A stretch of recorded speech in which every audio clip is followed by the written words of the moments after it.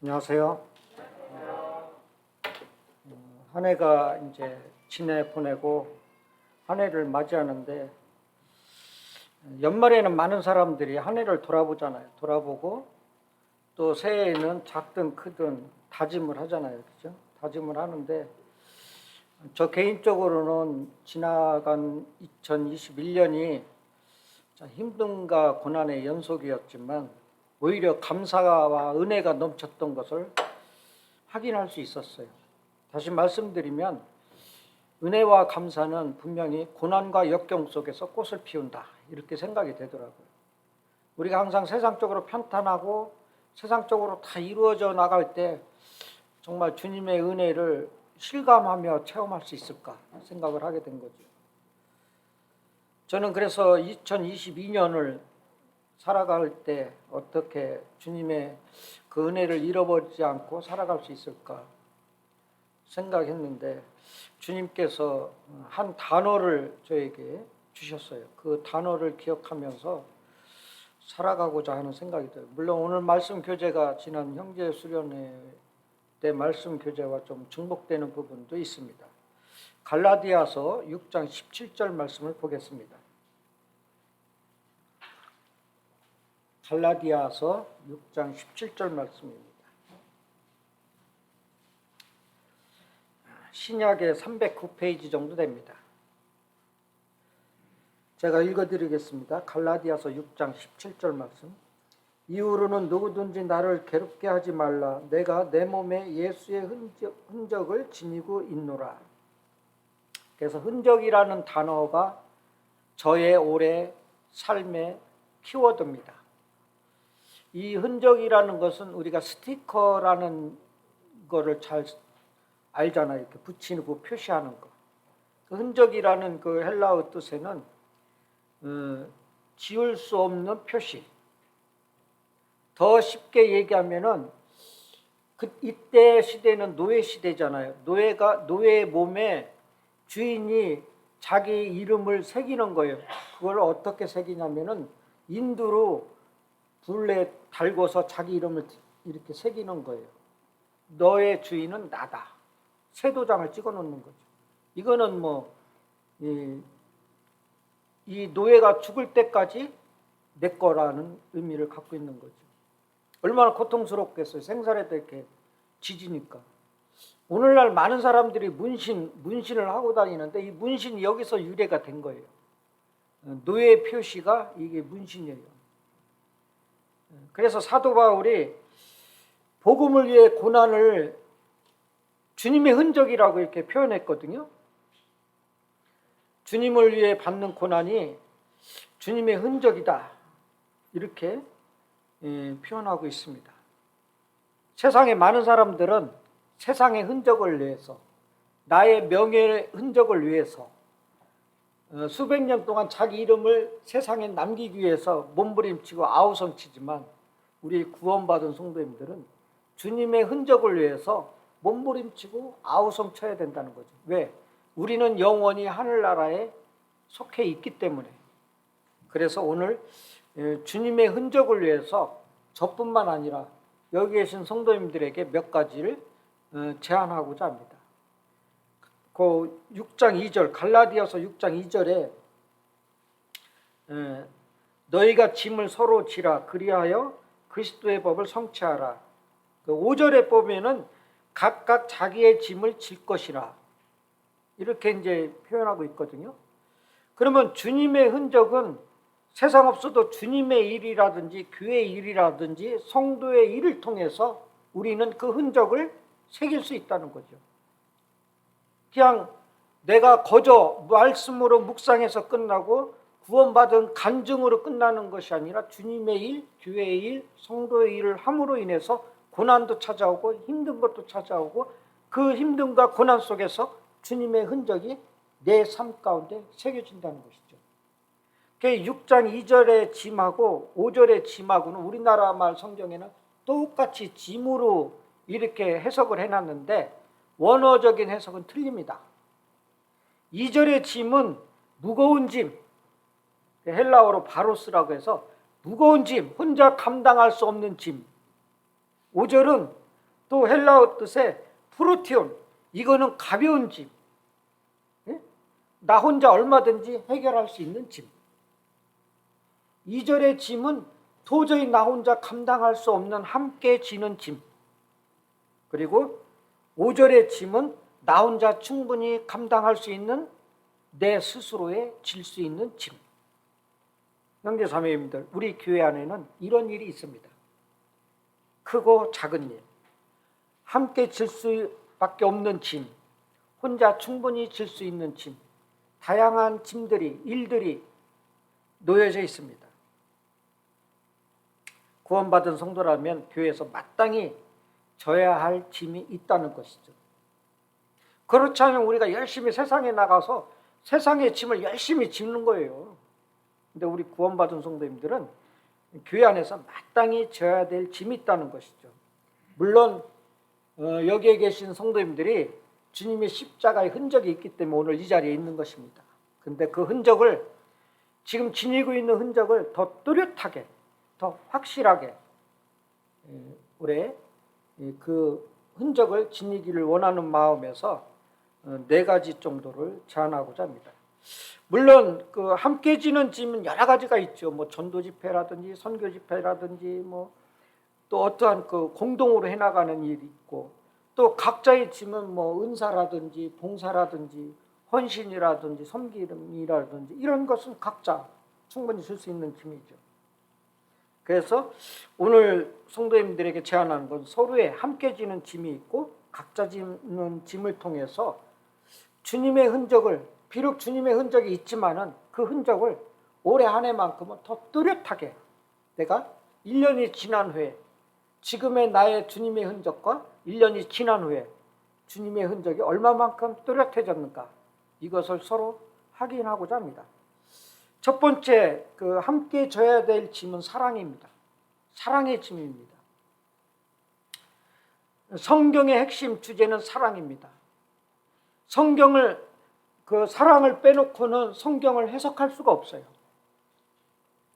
성경의 키워드는 사랑입니다. 가장 많이 단어 중에 사용된 단어가 사랑입니다. 성경에서.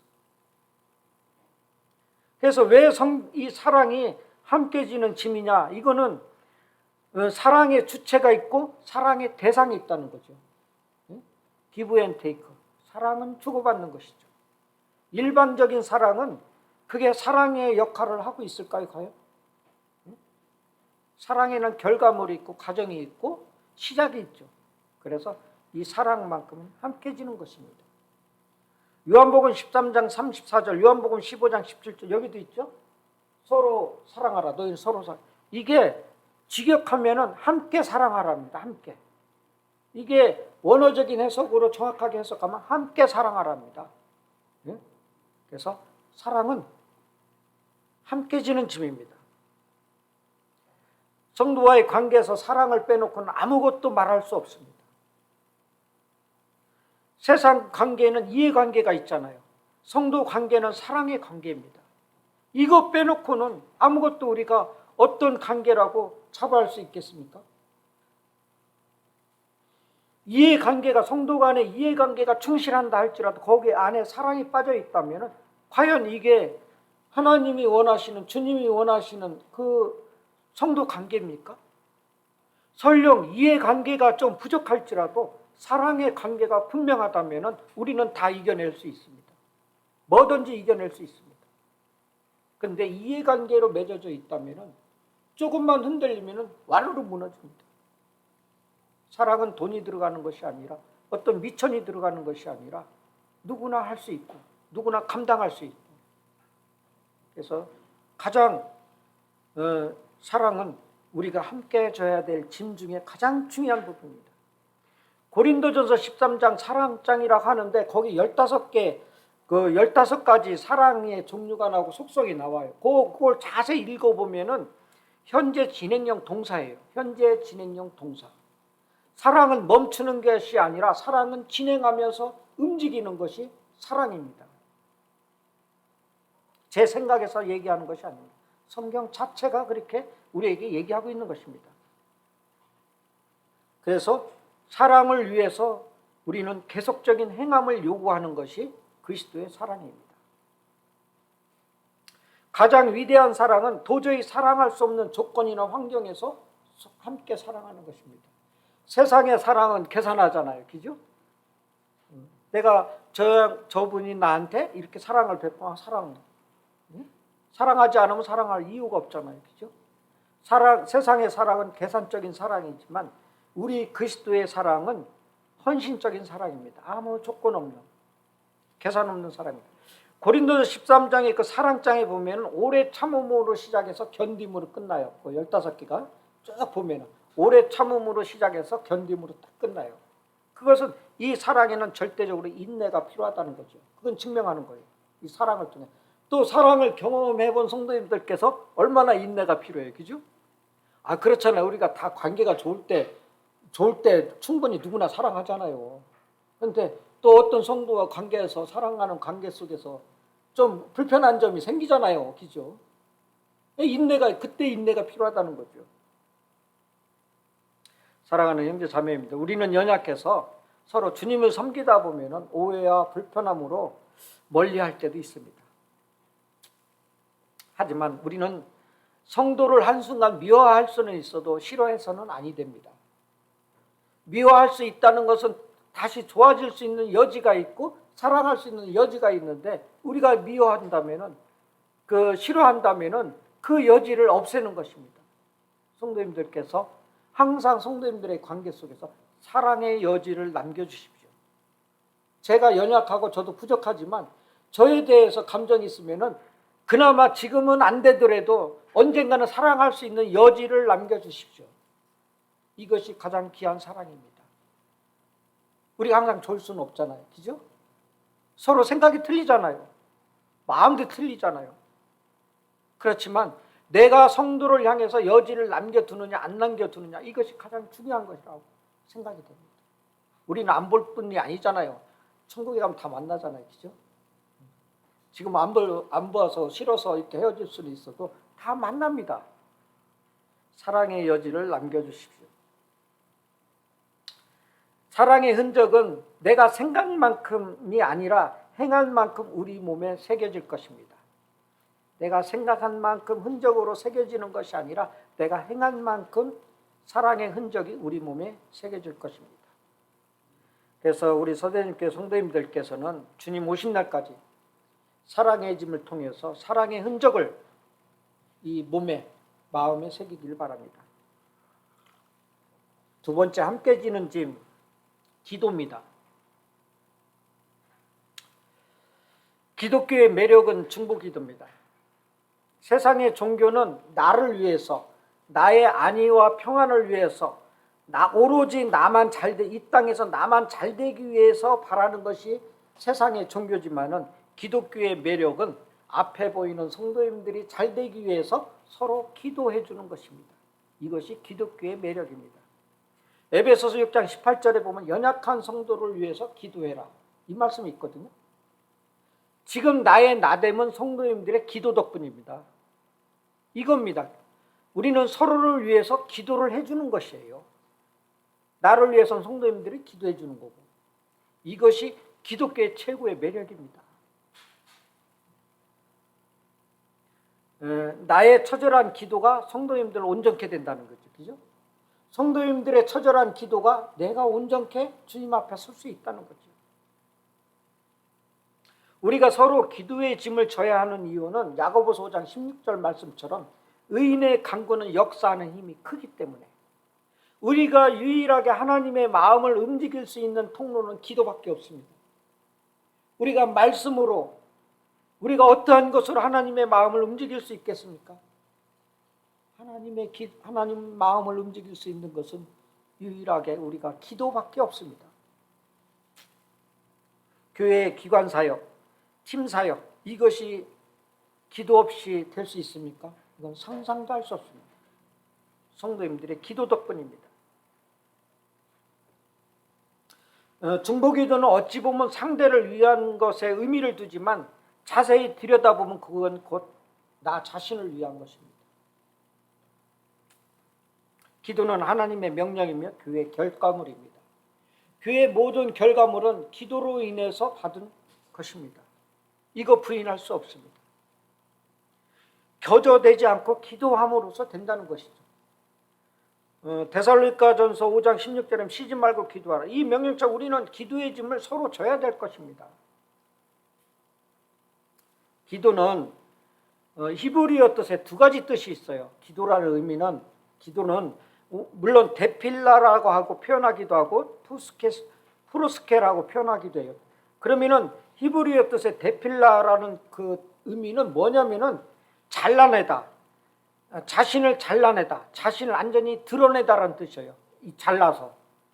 그러니까 하나님 앞에 기도하기 위해서는 나 자신을 모든 것을 다 잘라내 보이고 개봉해 보여서 이렇게 자신을 드러내서 기도하는 거죠. 이것은 안 돼. 이건 부끄러우니까 숨겨. 이건 나의 치유. 이것이 아니라는 거죠. 두 번째 뜻은 프로스케라고 기도 히브리어 프로스케가 있는데 이거는 경영 노동의 의미를 갖고 있어요. 경영 노동. 자, 우리가 먹고 살기 위해서 얼마나 머리 써요. 저도 식당에 영업을 하고 있지만 참 머리 많이 씁니다. 어떻게 하면 좀 이렇게 식자재를 싸게 이렇게 구매를 할까? 온 힘을 기울여서 생각을 하는 거. 어떻게 하면 손님들 오는데 불편함이 없게 할까? 예? 뭐 어떻게 하면 내가 정치적인 생각을 갖고 손님하고 싸우지 않을까? 뭐 여러 가지 고민을 해요. 이런 경영이에요. 경영 기법이에요. 기도도 자기가 먹고 사는 거 경영하는 것처럼, 자기가 먹고 살기 위해서 노동하는 것처럼 기도하라는 거예요. 기도는 두 가지 의미가 있어요. 자신을 드러내는 의미.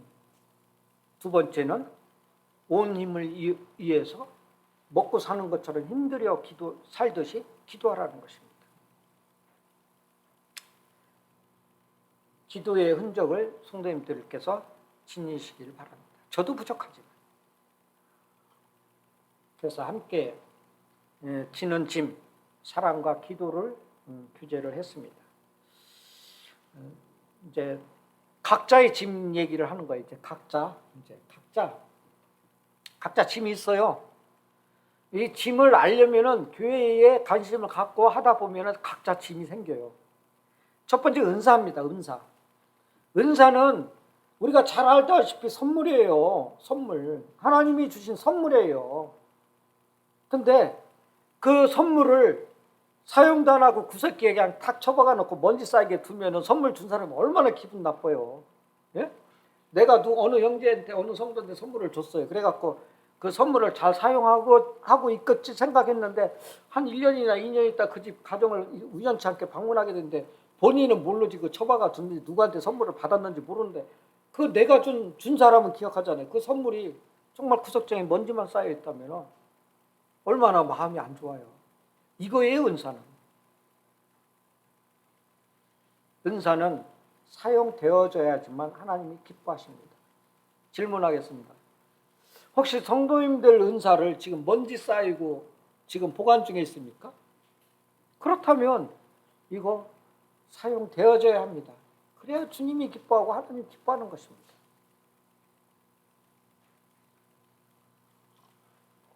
마태복음 25장에 보면 달란트 비유가 있어요. 달란트 비유가 은사를 이렇게 선물 준 내용인데 달란트란 재능이에요. 성도님들 다 재능이 한 가지씩은 다 있어요. 그럼 5달란트, 2달란트, 1달란트 그 주인이 종들에게 각각 줬어요. 그러면 어떤 성도님들에게는 5가지의 재능이 있고 어떤 성도님들에게는 한 가지 재능이 있어요. 근데 거기서 주인이 관점은 5개 있느냐, 2개 있느냐, 1개 있느냐 이것을 중요시 여기는 게 아니라 그것을 사용했느냐 안 했느냐 거기에 관점을 둔다는 거죠. 내가 은사가 한 가지라면 내 은사를 이 한 가지를 사용했느냐 안 했느냐 여기에 관점을 두지 많으냐 적으냐 이것이 아니라는 거죠. 중요한 은사냐 누구나 기초적인 은사냐 이거 계산하는 것이 아니라 사용했느냐 안 했느냐 이겁니다. 여기에 관점을 준다는 거죠. 마태복음 25장에 달란트 비유를 하고 주님이 이제 고난을 받고 십자가에 부활하셨어요. 그래서 주님이 마지막으로 선물로 준 것이 성도님들에게 준 것이 은사입니다. 은사. 주님께서 아끼다가 은사를 선물로 주고 가신 거예요.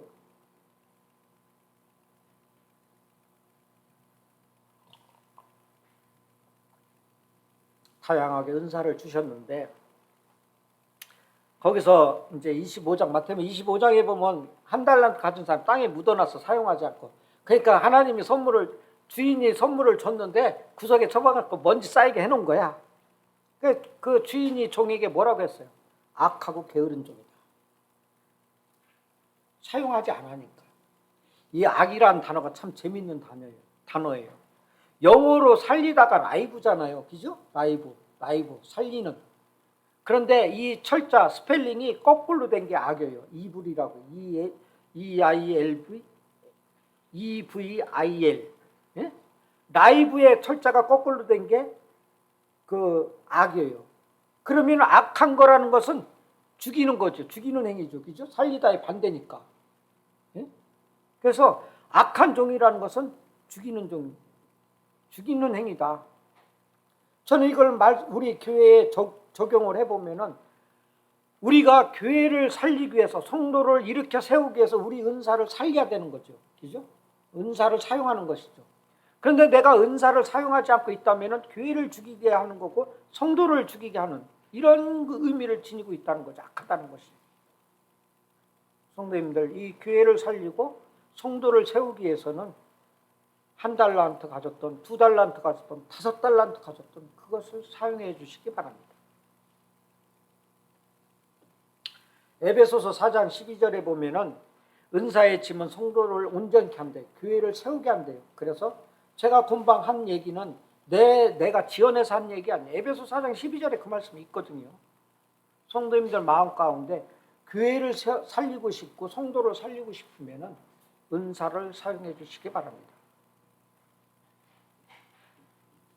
사랑하는 성도님들, 고린도서 12장 31절에 보면 먼저 은사를 사모하여 자신의 은사를 알고 사용해 주시기 바랍니다. 그래서 은사는 충분히 각자 질 수 있는 짐입니다. 누구도 그 짐을 져줄 수가 없어요. 본인 스스로 져야 될 짐입니다. 이건 누구도 같이 들어줄 수가 없어요. 본인 스스로 은사의 짐을 져야 되는 것입니다. 은사 활용을 통해서 주님의 흔적이 정말 또렷하게 성도님들에게 새겨주기를 바랍니다. 각자의 짐 두 번째는 봉사입니다. 봉사. 이 봉사는 내가 어떤 재능이나 어떤 기술이나 어떤 지식이나 어떤 지혜가 없어도 누구나 할 수 있는 것입니다. 시간과 마음만 내면은 누구나 봉사를 할 수 있어요. 그래서 이사야서 61장 6절에 보면 너희는 여호와의 제사장이라 일컬음을 받을 것이요 사람들이 너희를 우리 하나님의 봉사자라 할 것이니라. 이거는 꼭 좀 적어놨으면 좋겠어요. 이사야서 61장 6절. 하나님이 이렇게 우리를 보는 거예요. 제사장이라고 하고 봉사자라고 하고. 그래서 이 봉사자라는 거는 영어적 의미가 사용자예요. 사용자. 예? 봉사자라는 것은 내 마음이 내키면 봉사하고 내가 시간 있으면 봉사하고 이런 것은 세상에서나 있을 수 있는 생각이에요. 그러나 세상에 많은 사람이 봉사하잖아요. 그런데 내가 여유가 있어갖고 물질로 시간으로 봉사하잖아요. 그런데 여기 이사야서 61장 6절의 이 봉사자는 사용자예요. 하나님의 사용자. 구원받은 성도님들은 사용자예요. 사용자. 그러면은 사용하시는 분이 사용하는 권한이 있는 거잖아요. 그러면은 사용당하는 사람은 아무런 권한이 없잖아요. 내 의지를 떠나는 거잖아요. 네? 그렇잖아요. 그래서 이사야서 61장 6절에 보면 왕 같은 제사장의 권한도 주면서 봉사자라는 책임도 우리에게 부여했다는 거죠. 하나님의 봉사자로서 미니스터, 사용자입니다. 우리 착각하지 마십시오. 우리는 사용자입니다. 그 결과물은 다 주인한테 가는 겁니다. 사용자는 사용되어질 때 사용자의 역할을 하는 것입니다. 내가 어떠한 것에 기득권을 갖고 내가 어떠한 것에 군림하고 이거는 성경을 잘못 이해하고 잘못 해석하는 것입니다. 미니스터, 우리는 사용자입니다. 우리는 사용자에 불과합니다. 제 말이 아니라 이사야서 61장 6절에 있으니까 제가 그 말씀을 갖고 교제하는 것입니다. 하나님께서 성도님들을 사용하고자 할 때 성도님들이 제대로 사용되기를 바랍니다. 이것은 내가 아까도 얘기했지만 기술이나 지혜나 지식이 없어도 우리는 충분히 사용될 수 있습니다. 교회는 크고 작은 일들이 많이 있습니다. 쉽고 어려운 일들도 많이 있습니다.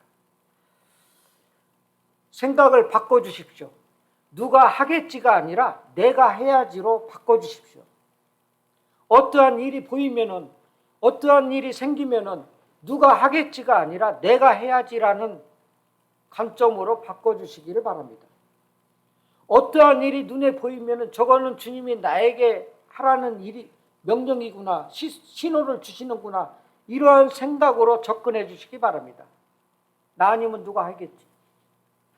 저희들이 예배당을 처음에 저쪽에서 이렇게 4년 전쯤 되는데 이사 왔을 때 그때 우리가 인테리어하고 설비하고 시설하는데 한 3천만 원 정도 돈이 들어갈 돈을 1,000만 원밖에 안 들어갔어요. 재료 사고 뭐 해갖고. 성도님들이 다 달라들어서 한 거예요. 이것이 바로 우리가 간증할 수 있는 거 아니에요? 우리 교회 전기 만지는 기술자가 없어요. 그래갖고 우리 전기만 자격증 있는 분을 한번 복음을 전해서 구원받게 해야겠다. 이런 말도 우리가 했어요. 우리는 예배당을 구입했기 때문에 앞으로도 단기적으로 장기적으로 손길이 많이 필요해요. 여러 가지 일이 발생해요. 우리가 새를 산다면 주인한테 연락해서 이것 좀 해주세요, 이것 좀 해주세요, 이렇게 얘기할 수 있잖아요. 근데 우리의 손길이 분명히 교회에 가게 돼 있어요. 사랑하는 성도님들께서 교회 가꾸기에 자신의 이름이 올라간 그 일을, 봉사일을 기억해 주시고, 시간이 없으면 주말이나 주일날이라든지 시간이 있으면 또 주중에 와서 그것을 체크하시고 꼭 확인하시기 바랍니다. 하나의 그게 유식행위가 아닙니다. 하나님께서 성도님들이 손길이 필요할 때 성도님들이 항상 옆에 있으시기를 바랍니다. 교회를 위한 봉사의 흔적이 성도님들의 삶 가운데 항상 있기를 바랍니다. 우리가, 저도 그럴 때가 참 많이 있어요. 먹고 사는 문제로 내가 시간을 투자하다가 남은 시간으로 내가 참 주님의 일을 하는구나. 11조의 정신은 그거잖아요. 처음 것을 하나님 앞에 드린다, 이런 의미를 있잖아요. 나는 과연 나에게 24시간을 주셨는데 24시간에 11조는 제대로 주님 앞에 드리고 있는가, 이런 자괴감이 있어요. 그렇지만 최선을 다해서 내가 시간 되는 대로, 시간이 있는 대로 정말 주님 앞에 내 시간을 드릴 때 주님도 그건 귀하게 받지 않을까, 저는 이런 생각을 하게 됩니다. 제가 율법을 논하자는 것이 아닙니다. 우리의 마음을 논하자고 하는 것입니다. 각자의 짐, 은사와 봉사를 교제했습니다. 지금까지 함께 지는 짐 2가지, 각자 질 수 있는 짐 2가지, 요거를 한 줄로 요약하면은 서대주님께 성도님들께서 사랑과 기도의 짐을 함께 지고 은사와 봉사의 짐을 각각 져서 성도님들 삶 가운데 뚜렷한 주님의 흔적이 새겨지기를 바랍니다. 물론 여기에 빠진 것 중요한 부분이 하나 있어요. 전도. 전도는 함께 짐이기도 하지만 각자 지는 짐이라 생각합니다. 전도는 때로는 우리가 함께 지는 짐이지만 우리 실상에서 또 각자 지는 짐이 되기 때문에 요거 기회가 되면은 언제 시간 관계상 지금은 다 교제를 못하지만 교제하겠습니다. 사랑하는 형제 자매님들, 일을 두려워하지 말고 주님을 두려워하시기를 바랍니다. 일을 두려워하지 말고 정말 우리가 주님을 두려워하는 마음으로 살았으면 좋겠어요. 그래서 성도님들께서 사랑과 기도의 짐을 함께 지고 은사와 봉사의 짐을 져서 성도님들 삶 가운데 올해 안에 내년에도 뚜렷한 흔적이 삶 가운데 새겨지기를 바랍니다. 저뿐만 아니라 여기 모든 성도님들이.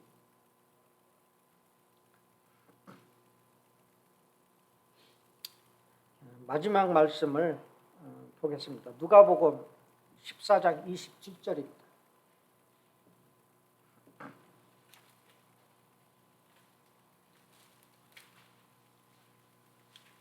누가복음 14장 27절 읽어드리겠습니다.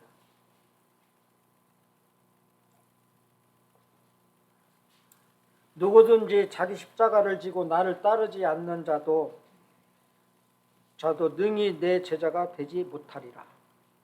여기 계신 성도님들은 누구나 주님의 제자가 되기를 원하실 것입니다. 주님의 제자가 되는 두 가지 중요한 것이 있습니다. 첫 번째는 따라야 되고 두 번째는 닮아야 됩니다. 따름과 닮음. 이것을 빼놓고는 내가 주님의 제자가 될 수가 없습니다. 이것을 얘기하지 않고는 제자도를 얘기할 수 없어요. 과연 가능할까요? 이걸 빼고? 구원받은 성도가 주님의 제자 되는 길은 분명하게 따르는 것이고 닮아야 된다는 것이죠. 그래서 즉 주님의 섬김과 희생을 따르는 것이고 그것을 닮아가는 것이 주님의 제자입니다. 내가 성경 말씀을 머릿속에 다 암송하고 막 남들이 알지 못한 지식이 있고 정말 나에게 풍부한 모든 것이 있을지라도 주님을 따르지 않고 주님을 닮지 않는다면 제자가 될 수 없습니다. 본인은 제자라고 하지만 주님은 과연 그 성도를 제자로 여길까요? 아니라는 것이죠. 그러면 주님을 따르고 닮기 위해서는 좋은 것만 따르고 좋은 것만 닮을 수 있을까요? 주님이 여기서 얘기하는 건 십자가입니다. 주님의 일은 거저되는 것이 없어요. 분명히 거저되는 것이 없어요.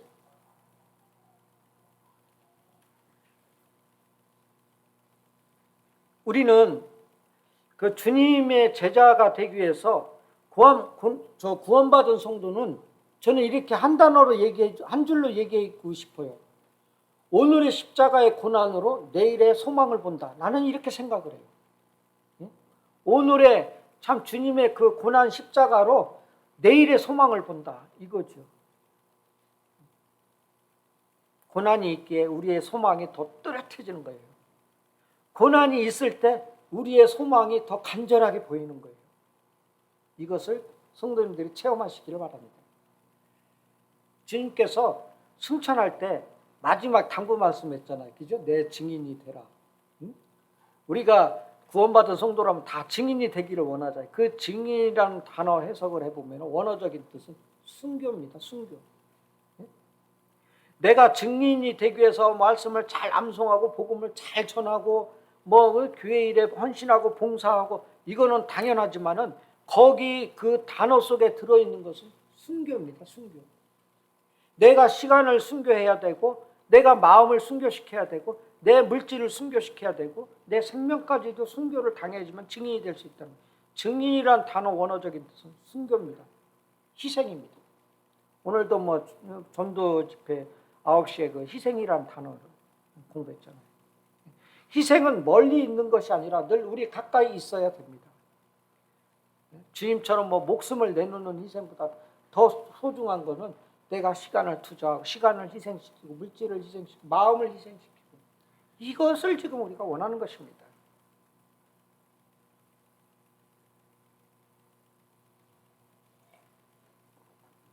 성도님들 희생을 두려워하지 마십시오. 오히려 이 희생을 통해서 주님의 흔적을 기뻐하시기 바랍니다. 제가 아까 그 흔적이라는 단어에 설명했잖아요. 주인이 노예 등에 불로 이렇게 찢어서 자기 이름 새기는 거. 그럼 우리도 주님의 흔적을 받기 위해서는 세상의 온갖 고난과 고통, 희생이 따른다는 거죠. 그래서 사도 바울이 이 흔적이란 단어를 거기서 이렇게 받아온 거예요. 노예가 주인이 자기 것으로 하기 위해서 그 고통스러운 흔적의 그 단어를 갖다가 사도 바울도 그 단어를 끄잡아 와서 쓴 거예요. 흔적이라. 성도님들의 작은 희생으로 서대전 교회가 든든히 세워질 때 우리는 큰 상급을 받게 될 것입니다. 성도님들의 작은 희생으로 서대전 교회가 든든히 세워지기를 참 주님께서도 바라고 있을 것입니다. 성도님들이 희생의 가정 속에 있다면 분명히 주님께서 기뻐하시는 결과물을 우리에게 주실 것입니다. 그래서 우리는 주님께서 부르시는 날 그걸 가지고 가는 거죠. 사랑하는 형제 자매님들, 우리가 이 순간 걷고 있는 이 길이 멈출 수도 없고 돌아갈 수도 없어요. 우리가 지금 이 주님의 길을 걸어가는 길을 우리가 멈출 수도 없고 돌아갈 수도 없어요. 힘이 들고 괴로워도 정말 우리가 남은 생애를 가야 할 수밖에 없는 길이에요. 때로는 자신을 복종시키고 참 때로는 눈물을 삼키면서 우리는 가야 하는 길이에요.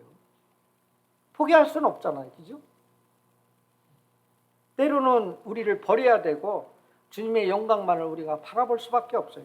주님의 영광만이 우리가 위로가 되기 때문에 내가 어느 성도님들을 정말 위로해주고 진정으로 위로해준다 한들 주님께서 위로해주는 것만큼만 크겠어요?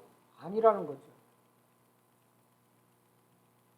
성도님들께서 걷는 이 길 끝에는 주님이 계시기 때문에 우리는 걸어갈 만한 길입니다. 충분히 또 걸어갈 수 있는 길입니다. 저는 이렇게 성도님들에게 교제하고 싶어요. 제가 완벽해서 저도 부족하기 때문에 저도 주님의 흔적이 희미하기 때문에 이러한 시간을 통해서 이러한 말씀 교제를 통해서 정말 올해 하나만큼은 주님의 흔적이 뚜렷해지는 해로 됐으면 좋겠다는 심정에서 교제를 했습니다. 2022년 성도님들 삶 가운데 뚜렷한 주님의 흔적이 새겨지기를 바라며 말씀 교제를 마치겠습니다. 찬송가, 예배 찬송가 577장 찬송하겠습니다. 예배 찬송가 577장.